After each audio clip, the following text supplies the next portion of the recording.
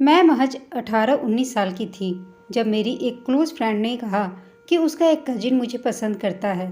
उसने हम दोनों को मिलाया, बातें हुई और मैं उसके प्यार में पड़ गई। मैंने शादी के लिए घर वालों से बात की।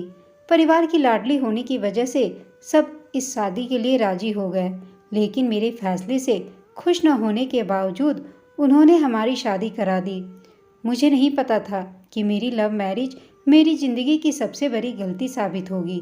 शादी के पहले दिन ही ससुराल वालों की बदसलूकी का शिकार हुई मैं।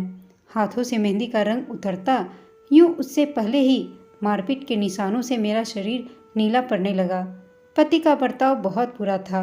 सास ससुर से लेकर ननद तक के ताने सुनती, हर पल डरी रहती कि जाने किस बात पर पिटने लगूं। किसी से बात करती तो पिटती, मायके जाती तो मार खाती। पति पीट पीट कर अधमरा कर देता। किसी को रहम न आता। मुझे जान से मारने तक की कोशिश की गई। नौकरी से लौटती तो आधा आधा घंटा दरवाज़ा न खुलता। कड़कती धूप में घर के बाहर खड़ी रहती। घर में खाना तक न मिलता। रोज इतनी मारपीट और जिल्लत झेलने के बाद मन में ख्याल आता कि खुद ही मर जाऊं, लेकिन बुजुर्ग माँ बाप का ख्याल रोक लेता। एक बार तो मैं इतनी हताश हो गई कि दवाएं खाकर जान देने की कोशिश की। तभी रिश्ते की एक दीदी ने हाल चाल लेने के लिए मुझे फ़ोन किया। मेरी आवाज़ से उन्हें शक हुआ तो तुरंत भागकर आई और अस्पताल ले गई। शादी के बाद पेरेंट्स ने मेरे लिए घर खरीदा और पति समेत सब उसी घर में रहते। उसी घर में मुझ पर अत्याचार भी होता। घर का सारा खर्च मैं उठाती। पति एक प्राइवेट कंपनी में लाखों की सैलरी पाते, लेकिन कभी 10 रुपये तक उनसे नहीं मिलते। जो पैसे मैं कमाती उसे भी ससुराल वाले रख लेते। मायके से जो पैसे मिलते वह भी पति और सास ससुर मेरे पर्स से चुरा लेते।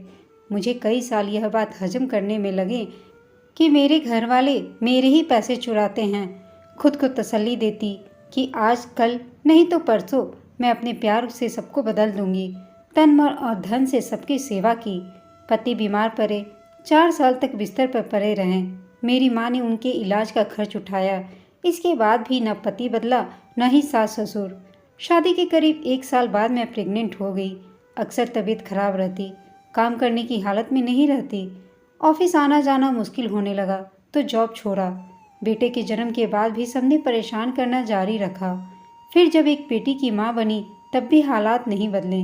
दोनों बार प्रेगनेंसी पीरियड बहुत मुश्किलों में बीता। मेरे पति ने कभी पिता होने का फर्ज नहीं निभाया। बच्चों की परवरिश में हाथ नहीं बटाया। बेटी की पढ़ाई पर तो 1 रुपये भी खर्च नहीं किए। फिर मैंने एक स्कूल में नौकरी करनी शुरू कर दी ताकि बच्चों को अच्छी परवरिश दे सकूं। मैं धनी घर में पली बड़ी थी। पापा का बड़ा बिजनेस था।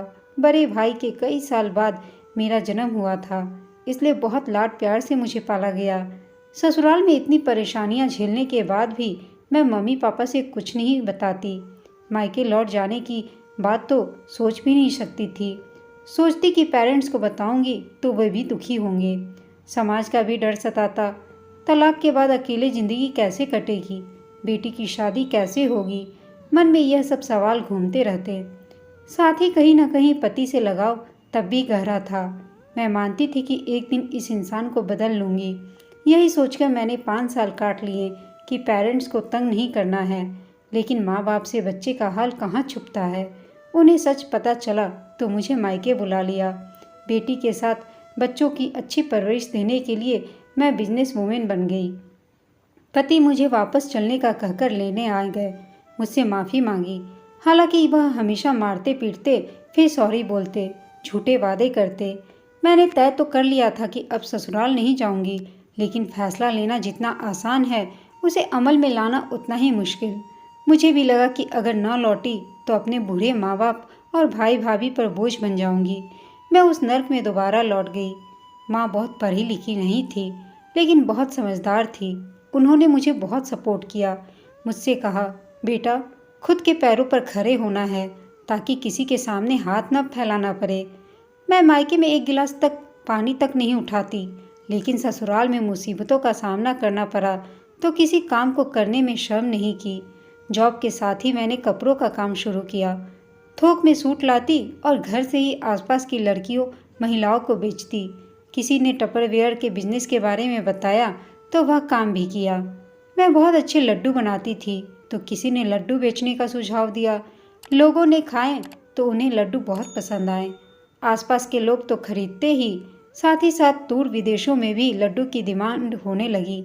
मायके में तिनका न उठाने वाली लड़की अब 24 घंटे काम करने लगी।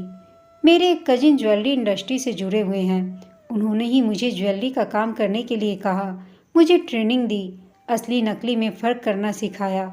21-22 साल पहले जॉब के साथ ही मैं सोने चांदी से लेकर कीमती स्टोन और इमिटेशन ज्वेलरी तक का काम करने लगी। मेरी पड़ोसन मेरी सबसे पहली कस्टमर बनी। उन्होंने मेरा उत्साह बढ़ाते हुए कहा, बेटा तुम काम शुरू करो, मैं ज़रूर खरीदूंगी। शुरुआत धीमी थी लेकिन बिजनेस जम गया।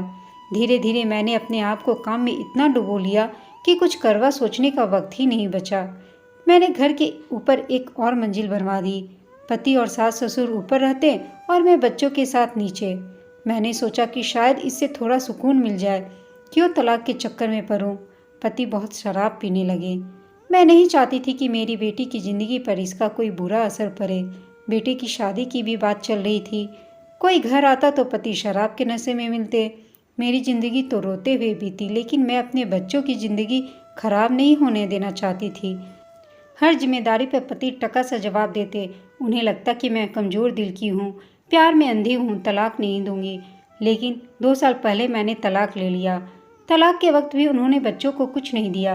अब मुझे लगता है कि मैंने बहुत बड़ी गलती की। मैंने कभी अत्याचारों के खिलाफ कभी मुंह नहीं खोला, फैसले नहीं ले पाई।